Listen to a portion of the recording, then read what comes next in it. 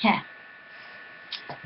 Hi, this is Video Nurse. I have 2 degrees as a nurse and a licensed psychotherapist in the state of Washington, talking about self-image and also this thing called the Contender syndrome, which was in the August 2010 magazine article in their issue about what it means to be a contender. Now, there's 2 things going on here. Where does self-image come from? Like, how do we figure out who we are and what we think of ourselves? And, the most brilliant and normal source of where we think of ourselves is actually a reflection through somebody else's eyes. So when a parent says to a little child, "You're a good little boy," or another parent says, "And you're a sweet little girl," this is where we first develop our sense of who we are.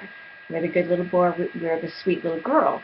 Or if a parent says, "You're always in the way, you're always so noisy, you need to be quiet," that child, same child hearing that message, is going to internalize that, and that becomes a part of this backdrop of his emerging self-image. I'm always noisy, I'm always in the way, I should be quiet. What do you think that children who hear these messages over and over eventually become? Well, there's some pretty good statistics that say that what we internalize from a very young age, usually before the age of 12, and definitely before the age of 7, when we internalize those messages, we often have a very difficult time rewriting those messages. There's some research even saying that messages coming through as early as age 2 are really the formative messages. So that comes from our environment, what we would call nurture. And then self-image can also be shaped by elements of nature, what we're born with, or sometimes we call them propensities or characteristics.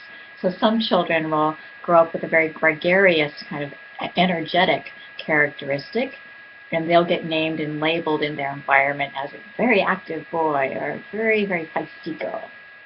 And that'll become part of the nature, their sort of internal self, and that will also go with them. And who we become is often a combination of these two, unless something else comes along from the outside to influence that. Again, another influential person, another caregiver, a grandmother or grandfather, a very close family friend who's very active with the family can shape this child's sense of self-image. Now, what does that have to do with the contender syndrome? Well, let me explain what the contender syndrome is. According to Psychology Today and this really great article that was written, let me get the name of the author here. The article is called "I Could Have Been a Contender."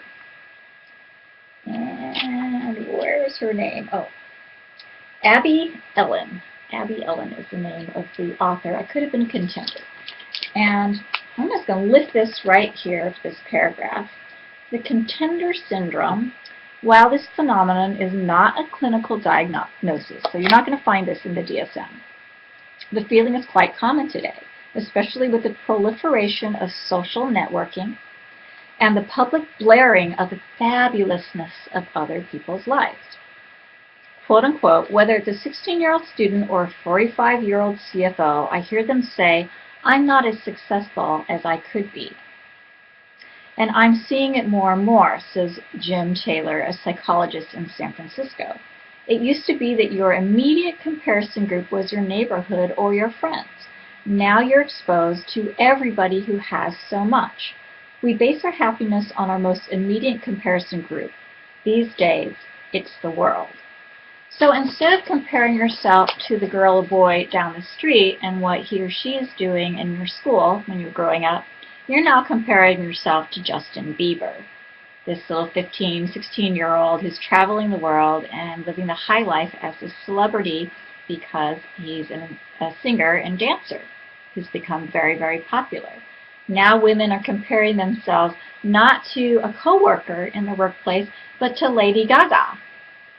Now we're on Facebook and we have so many social connections. We're not just comparing ourselves to our work group and the people that we graduated from school.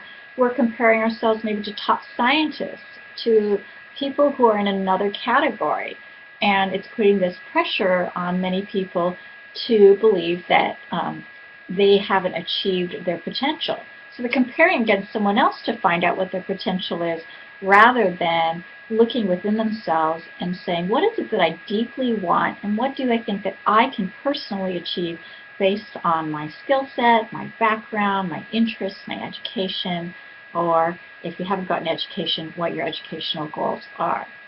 The contender syndrome kind of messes with your brain a little bit if you fall into the, for right now I'm just call it the error or the mistake of comparing yourself constantly to these other people out there rather than nearby us or even inside, the person inside. So that's the contender syndrome. And Video Nurse, I'd like to open it up to people in the chat room. And for right now, with this video, I'm going to say goodbye. But I want to ask you people who will be watching this on YouTube if you've ever struggled with the contender syndrome. And if you have, I welcome you to create your own video response to this video and say, you know, how your self-image you believe was shaped and what struggles you've had with the contender syndrome. Again, please put those as anonymous comments if you are concerned about having people know who you are. Stick a mask over your face if you like, or send me an offline message to videonurse@me.com. videonurse@me.com. Thanks a lot for watching.